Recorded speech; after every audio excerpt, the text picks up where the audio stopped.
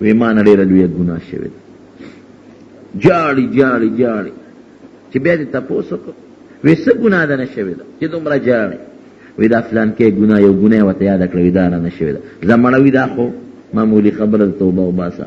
وی تا خو داسې جړا شروع کړې وه وی ما ویګني چې تر مسلمان غیبت ته کړی دی، داسې در باندې زه خفه شو. نو د مسلمان غیبت ډېر خطرناک شی دی.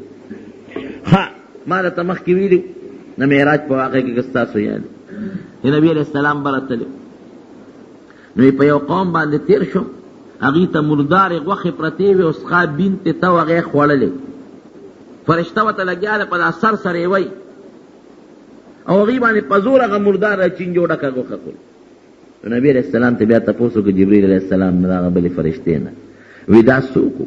وی دا هغه خلک دي چې چا به په دنیا کې غیبتونه کول، چې کله مړه شي دی د قبر سزا ده، د قبر عذاب یې دقه دی تر قیامته پورې چې دې ته به دا مرداره غوښه پرتې چینجي به پیړه مې هغه به خوري. الله دې مساعد.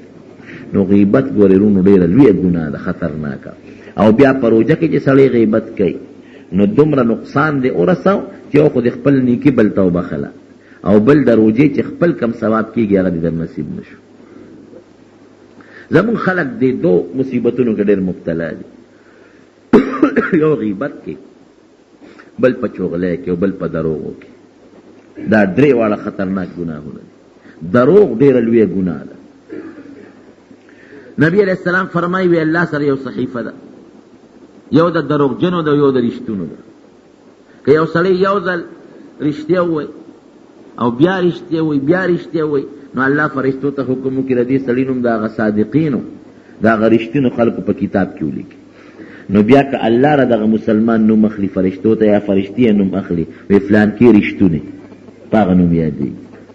او چې سړی یو ځل دروغ ووایي نو الله ورته صبر وکړي، چې دوباره دروغ ووایي بیا هم ورته الله صبر وکړي. او چې یو څو ځله ووایي نو رب العالمین فرشتو ته حکم وکړي د دې سړي نوم د هغه دروغجنو په صحیفه او په کتاب کې ولیکي، هغه رجسټر کې ورنوم ولیکي.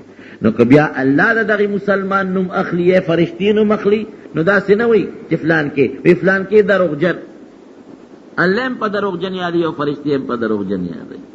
دروغ ډېره لویه خطرناکه ګناه ده. بل دروغ کې دا نقصان دی چې ته دروغ وایې بیا به د مسلمان په خبره اعتبار نه کوي. هغه سکول په دې کتابونو کې مونږ ماشومانو یو ځل هغه کتاب کې وکړی، یو سړي چغې والې وی شرمخ دی چیلو والو شرمخ دی شرمخ دی، خلق ورمنډه کړې چې ورلل نو دو خندل. هلکه وایي څه چلو؟ نو ما خواسې ټوکې کول. یو ځل یې بیا چغې کړه شرمخ دی شرمخ دی، د کلي خلکو بیا منډې کړې، خلک یې وکړو چې ورلل شرمخ نو. هلکه ولې چغې دی والې؟ وی ما خواسې ګپ لګو. په درېیم ځل پې پریشا شرمخ راغی چې راغې په هغه چیلو یې پې شروع کړه، د چغې کړې شرمخ دی شرمخ دی شرمخ دی. چا کار خو چې ورته وي دروغ وایي، اعتبار پې نه کوي. ټولې چیلې ته ماتې کړې. راغې تاسو خو مال راونه وتلی، خدای تباه و برباد کړه. دوه ځله خدای ټوکې دی کولې، موږ ویل نن به هم ټوکې کړي. نو په دروغجن بیا څوک اعتبار نه کوي، په دروغو نه ځان ساتي. یو بل حدیث کې راځي د دې نه سخت حدیث دی. نبی علیہ السلام فرمایي چې کوم سړی دروغ وایي د ده د خولې نه دومره بدبویي ځي دومره چې یو میل کې ته فرشتې لري تختی، یو میل د ده د خولې نه بدبویي ځي، دومره خطرناک شی دی. نو د دروغو نه ځان ساتي. ښه په روژه کې چې دروغ ووایي نو هغه اجر او ثواب چې کوم د روژې الله مقرر کړی دی د هغې نه محروم پاتې شي. دریم څیز چغلي ده. نبی علیہ السلام فرمایي چې کوم سړی چغلي خور دی یو ته یو سوی بل ته بل سوی، د قیامت پر ورځ به د من کان ذا وجهین فی الدنیا کان له یوم القیامة لسان من نار. کوم سړی چې په دنیا کې دوه پړیقه دی، یو ته یو سوی بل ته بل سوی، نو د قیامت پر ورځ به د په دې خوله کې د اور ژبه تاویږي راتاویږي. او که د په دې چغلۍ باندې په دې شیطانت مړی وشو باید سړی ویې لکه مرګ خو هغه کړی نه چې چا چغلي او شیطانت کړی دی.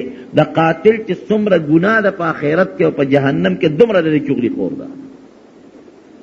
دې دا نه وایي چې ما خو مرګ نه دی کړی، نه د چا په شیطانت او په چغلۍ چې مرګ وشو دی ورسره مکمل هغه قاتل سره یې صدا دی په ګناه کې چې څومره د قاتل یې دومره ګناه به رده کېږي.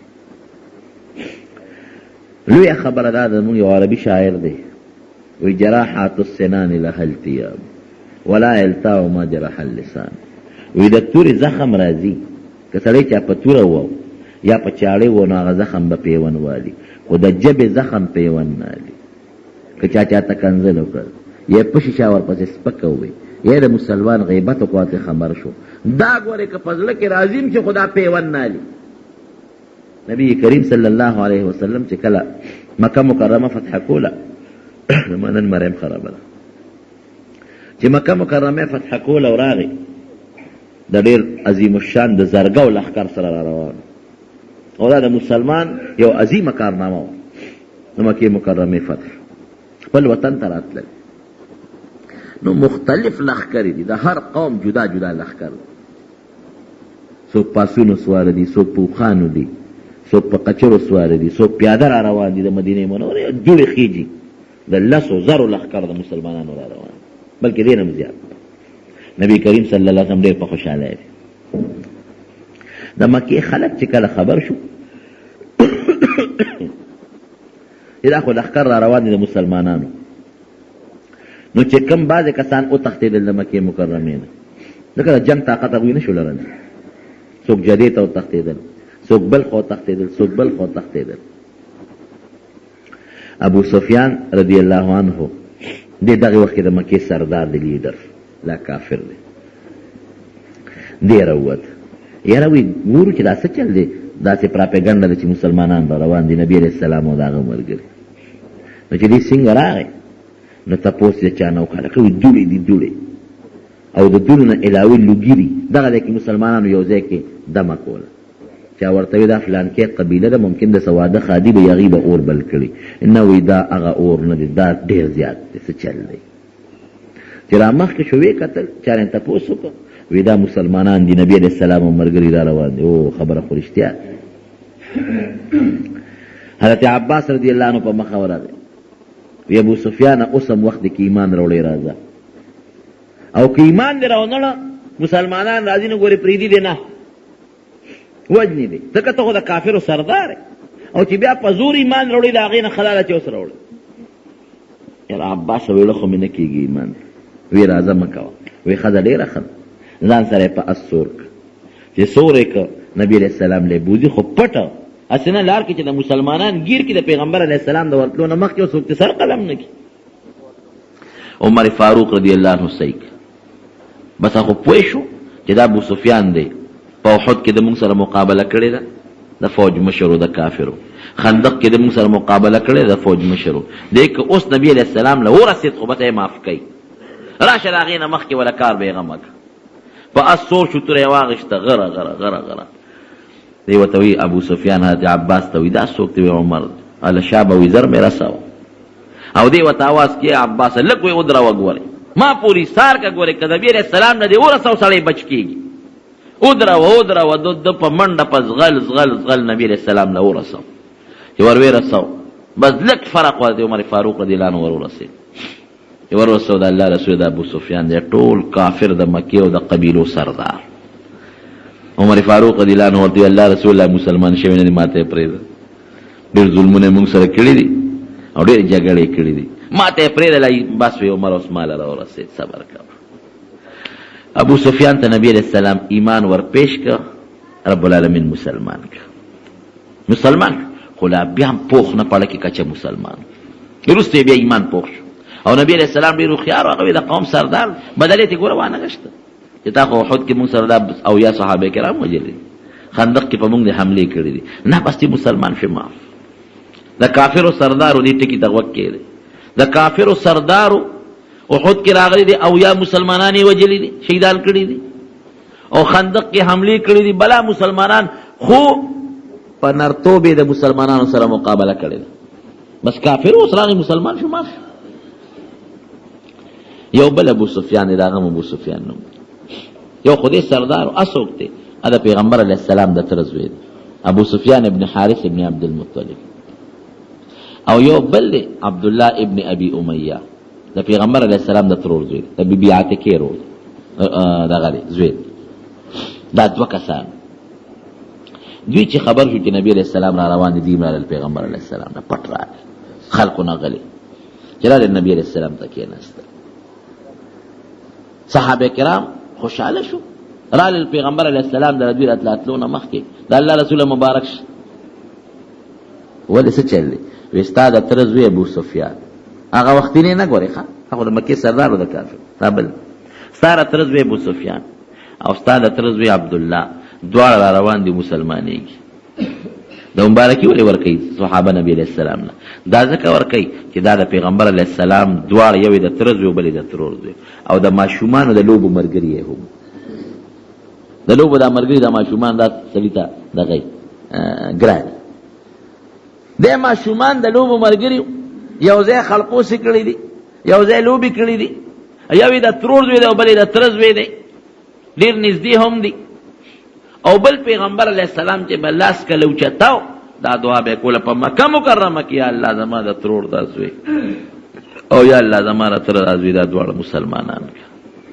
دا دعاګانې به هم کولې نو صحابه چې ته چې پته ولګېده چې دا دواړه راځي نو هغې خوشحاله چې نبي علیه السلام خو منن د خوشحالۍ نه په جامو کې نه ځایږي خوشحاله به ځکه یو یې د ترور دی دی بل یې د تره زوی د ماشوموالي ملګري دي او دعاګانې وله غوښتې چې هغه صحابه مبارک شه صاحب هغه دواړه راځي مسلمانېږي وی څوک وی ستا د تره زوی ابو سفیان ترور زوی دی عبدالله وی پام کوئ چې ما ته رانږدې نه شي پام کوئ صاحب هغه چې تا وله دعاګانې غوښتې وی هماغه یادوم چې رانږدې نه شي د الله رسول هغه ستا د لوبو ملګري هغه رشته داران هغه یادو وی د هغوی توبه نه قبلېږي بلکل چې ماله رانه شي نه قبلېږي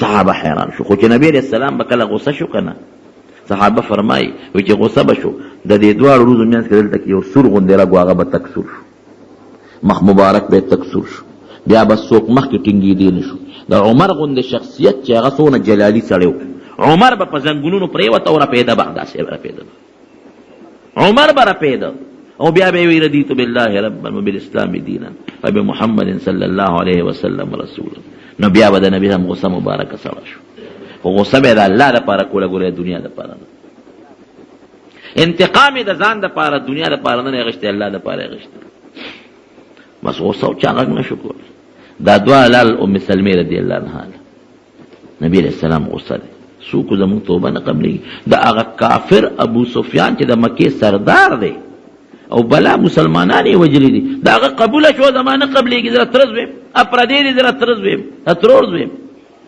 د کافرو سرداران دي مونږ خو سرداران نه یو هغوی د مسلمانانو نه مړي کړي دي مونږ ته نه دي کړي مونږ خپل یو مونږ له دعاګانې غوښتې دي زمونږ توبې نه قبلېږي دا قبلېږي ام سلمه رضی الله عنها ام المؤمنین د مسلمانانو مور راله نبي علیه السلام د الله رسوله زه درته منت کوم دا ګوره ترور زوی تره زوی نه ګورې ام سلمې پام کوو چې رضوی خبره ونه کړي دې توبه بلکل قبلېږي نه منم نه معاف کوم منتونه صحابه کوي نه معاف کېږي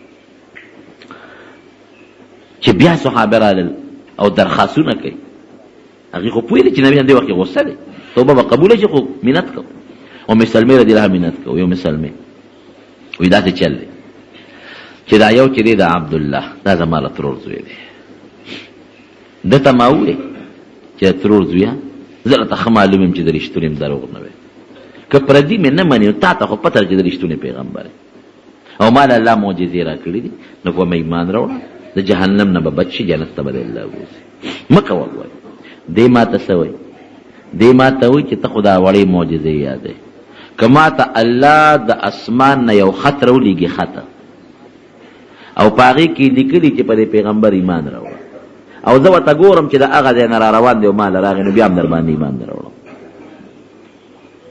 د الله سپکاوی کړی دی د الله سپکاوی کړی یوه او دا بل چې ابو سفیان دا مې راته زوی دی د ما پسې شعرونه جوړ کړي دي او زما سپکاوی په شعرونو کې کړی دی که اوس مسلمان هم شي هغه شعرونه یو ځای بل ځای خلک وایي شعر خو چې د خولې نه ووته نو بیا خو خلک هغه شعرونه وایي او عرب خو د اشعارو ډېر زیات خواهشمند و هغوی به ماسخوتن نه پس ناست و ګپې شپې به یې لګولې یو بل ته به یې شعرونه وي دا خو د هغوی لکه اوس د ادبي مظاهرې ډېرې کمې وي چې د واده ښادی کې خلک کوي دا شعرونه مشاعرې کوي هغه خو به هره شپه هر ځای کې مشاعره وه بله شاعرانو پکې هر یو کس ته په سوونو په زرګونو اشعار یادو نو د ګوره دونه پیغمبر علیه السلام دا حمزه رضی الله عنه چې چا وجلی دی که نه او دا نور صحابه چا وجلی دي هغه فوراً معاف کړل، لیکن دوی نه معاف کوي. ولې؟ زړه د پیغمبر علیه السلام په غیبت او په دروغو دردولې، غیبت او په دروغو دردولې، په الله او په رسول الله په دواړو دروغ ویل او شیرونه جوړول، بهتان کنه وی بالکل نه قبلې. نو دا بیبیان ډېرې هوښیارې وي. ام سلمہ رضی الله عنها ورته وی تاسو داسې وکړئ چې راشئ یو آیات تر تخیم د سورت یوسف هغه اولولې ممکن ده چې کار موشي، او که په دغه آیات هم کارو نشو دا یو دم در تخیم نو بیا هم کار نه کېږي. بیا ځای هغه آیات څه دی؟ هغه دا چې کوم وخت یوسف علیه السلام ترونه مخامخ شو او رونو ورته څه ویلي، بس رونو ورته یو ټکی ویلی یوسف علیه السلام ته، تالله لقد آثرك الله علينا وإن كنا لخاطئين، زمونږ د قسمی ای یوسفه دا رونه ورته وایي، تعالی الله په مونږ ډېر لوی غوراوالی او فضیلت درکړی او مونږ خطا کار. دا یوسف علیه السلام ته رونو ووایي، هغه معاف کړل. دا تاسو هم نبي علیه السلام ته ووایي. نو چې دوی رالل کېناستل، حضور پاک مبارک ته مخ واړه، دې خوا رالل بیا ته مخ داسې واړه. نو دوی ورته څه وایي؟ وی تالله لقد آثرك الله علينا وإن كنا لخاطئين. اے د خدای رسوله قسم په الله چې تعالی الله په مونږ ډېر فضیلت درکړی.